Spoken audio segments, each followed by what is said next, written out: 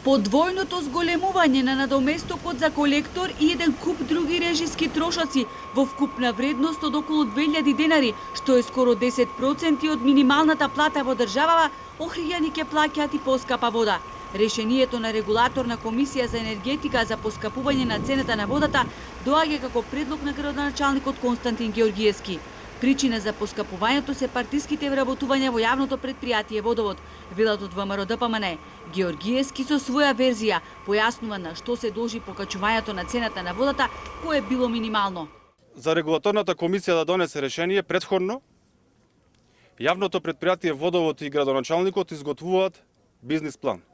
Кој бизнис план се формира врз основа на очекуваните приходи и расходите во ова јавно претпријатие.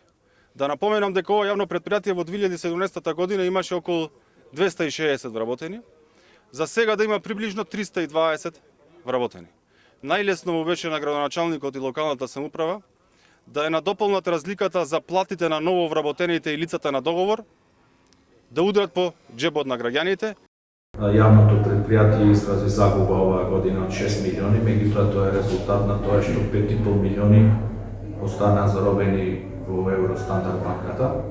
Ова второ зголемување на цената на водата предизвика реакции на социјалните мрежи.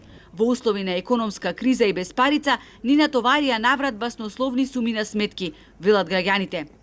Видете, некако направете цела една просечна плата, распределете си ја меѓу вас и јавните претпријатија. Нема потреба од храна народов ни беден, само гледате да ни останат пари барем само за една лента диазепам. Подобро да пиеме сок или пиво наместо вода. Срамота, народот умира во сиромаштија.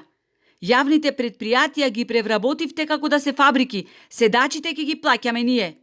Воведување нови сметки, поскапување на старите, повторно нешто недостига?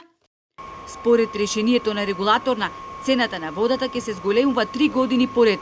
За во 2023 цената на водата за домакинства да изнесува 28,22 денари на метар кубен, а останатите категории ќе плаќаат износ од 41,51 денар на метар кубен. Се зголемува и цената на фиксниот надоместок на 100 денари за физички и на 120 денари за правни лица.